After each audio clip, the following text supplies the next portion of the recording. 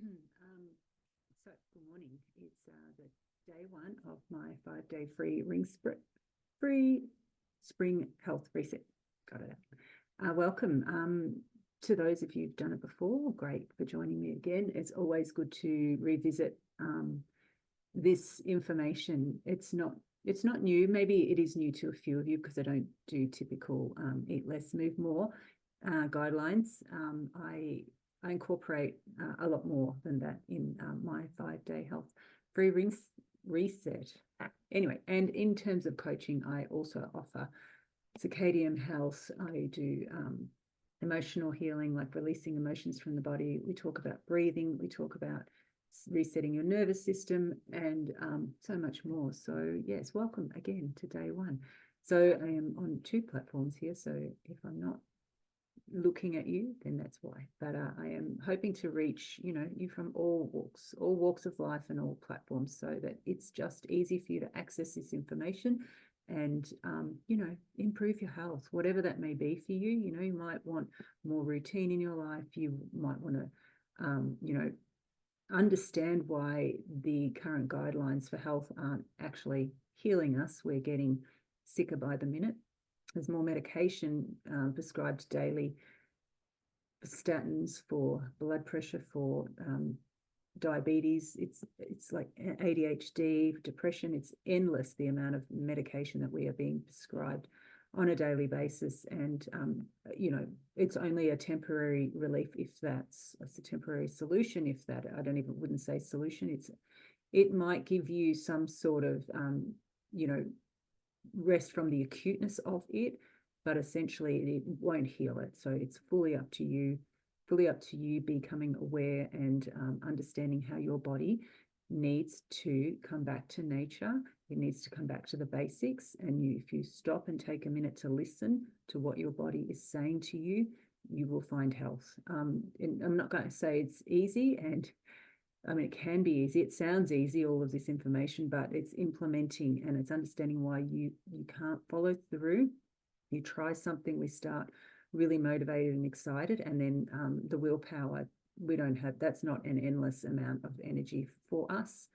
There's only, I think, 7% that who make a choice to do something and can actually follow it through to the end. So don't feel like you're a failure when these you keep going on that roller coaster of the diet world, of the whatever you've chosen. So I will explain to you how self-sabotage kicks in and how you can alleviate that too. So firstly, I want to say that it's never you never just get to one place and just stop. There's always you can improve in so many ways in your life, whether it be health, whether it be work, whether it be knowledge, wisdom. Like, it's endless, and it's great to learn. And whilst something may have worked for you for a while and it's not now, then that's fine too. It's not like there's a dogmatic approach and this is going to fix all of your ills or ailments. There's just a constant ebb and flow through life as to figure out what's working for you, depending on your age, where you live, what your lifestyle is like. There's everyone's different in what they essentially. We are the same, but essentially everyone lives a different lifestyle. It depends what goes on around you. It depends on the Wi-Fi in your house, devices in your house, depending on how much sleep you're getting. There's all of these things to consider. And so whilst intellectually and logically you might understand a lot of these things, your brain and your body are holding on to old patterns, and they don't like to let go easily. So I have talked about previously this week, last week, the health myths that we have been brought up on, and that has been a really frustrating way that we have kind of gotten ourselves into health crises, because like I followed many of this the Australian guidelines to health and ended up quite sick. I thought I had diabetes, I had constant hypoglycemia, had brain fog, and I was eating pretty much all low fat. I wasn't eating any red meat except for maybe mince, lots of chicken, lots of pasta, lots of broccoli, vegetables, and so all the grains, all the greens, but I wasn't getting any fat in my diet, and I wasn't getting any protein, like quality red meat protein. So that made me sick. And then I watched a lot of some health family members die from cancer, and just was like, I thought I was infallible. I thought our family were great. We were tall, we all were skinny, we had good genes. So, good genes. So I was going to be fine. But when this happened, and then other family members became like, really, the weight gain went on really early, and everyone just kind of just started to get sick, and it's like, what is going on here? So it is a matter of, we have genetics that help display what's going on in our world. So genetics essentially are your height, your eye color,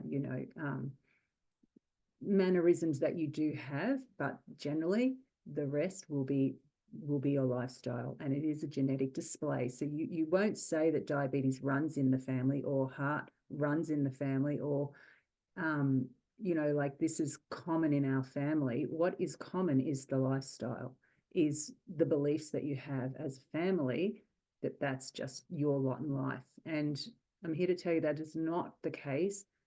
Your choices on a daily basis make the difference. So as hard as this is probably to hear for you, it's a choice. A genetic display is the choice that you make on a daily basis. Do you go to bed early? Do you smoke? Do you drink? Do you eat, after dark? Do you eat processed food? Do you eat, rubbish? Have you exercised in a while? Like those things matter. Because if you're not choosing to implement good health strategies in your life, your body will tell you at some point. It will say things aren't working, and I'm going to send you a whole bunch of signals, and that will be in the form of headaches, in bloating, in lethargy, in high blood pressure, in, you name it. That's essentially your body communicating with you, because it will communicate with you if you hear, and it'll start subtly, and then it will become louder and louder until you cannot ignore it anymore. And then you want to figure out how far you are down that hole before you can bring yourself back to create change. And, it's hard enough in the world when we are surrounded by crap food, crap lighting, and Wi-Fi info. Like, we're in a really tough, say, non-native EMF, so electromagnetic frequencies that our bodies just aren't used to. So this is part of the reason we all feel so anxious these days, because our lights are a constant flicker. The Wi-Fi, it does mess with our energy system. So these things are hard enough to navigate without us making good choices as well. So I will start with talking about sunlight, which is my favorite subject to talk about, because it's the easiest thing to do. And we are now in spring. We're past the equinox. We have a lot of daylight available to us, so we can get up in sunlight. We don't have to flick on our lights, our phones, to see where we're going in the morning. The best thing you can do for your health is step outside on the grass, if possible, or on the balcony if you need to, touch a plant and look at the sunrise. You don't have to look directly into this sun, but look, get your eyes up there, especially if it's just coming above the horizon. It's so gentle and loving, and your body then gets the signal as to what time of day it is. And it then needs to be reading what the sunlight, the energy, the frequencies, the colors, speaking to our supercharismatic nucleus, which is our body clock, which turns on all the functions that need to happen in the morning for us to function efficiently, with the energy that we need, so that the correct hormones come on board. We can digest our food properly. We have enough, cortisol and adrenaline in our bodies to function. We don't need to rely on artificial substances. Have your coffee if you need, but you don't need endless cups of coffee to function, or energy drinks or sugar in the morning. The amount of people I say, I need a sugar hit, like it is a drug. It's a full-blown drug. And when you mix that with coffee, and you mix that with processed food, it's a recipe for disaster. So if any of this is hitting home for you, and it feels true for you, then you're not alone. I get it. I totally get it. But know that if you're implementing these strategies now and daily, they build, and they just become a natural, easy habit. So continuing on with the sunlight, often we'll wake up, we'll just get in the shower, we'll look at our phone, have the radio or the TV on, and the bodies are confused. They really don't know what time it is. So we do prop them up with artificial stimulations, stimulants. So again, coffee, sugar, processed food, up and goes, like we eat things out of a box, cereal that have no nutritional value, just taste amazing, or apparently give us fiber. So that is interesting in itself. But I would highly recommend you incorporating morning sunlight in your daily routine, and as often as you can. Like that would be my non-negotiable. If I don't see sunlight in the morning, I feel like, that is, we are energy beings, and if we don't get the signals from nature and from the sun, we don't get all that. Our hormones again don't line up. Then they need to understand what time of the day it is and when it is best time for incoming in terms of food, so our digestion's ready to go, and midday signals more hormones to come on, and what's the cascade effect all down the line. So being in sunlight, going for a walk, being in nature, touching a tree, walking on the grass, all of that, so helpful. Our bodies need nature. If you look at the plants outside, if you bring an outdoor plant inside, it will die. The animals will find sun anytime they need to just warm up. We're just little sun lovers. So understand how powerful that is just to regulate your hormones on its own. So if that's the first thing you can do today, please go outside, get some sunlight, and just breathe in nature. And also it just helps to settle your nervous system. So that is day one. Getting sunlight, resetting your circadian rhythm, because most often we are in a jet lag state. It doesn't feel good. Then we take a stimulant or something to make us feel better. We all know what it's like to deal with jet lag. It's really, really tough. It's not fun. We feel foggy. And so essentially it's where our bodies are at pretty much 24/7. So that's what I will recommend for you today. There's more information inside the Facebook group. If you scroll down, if you've registered, you'll get emails daily. So please register to join this, to get the information. As I said, it's all free.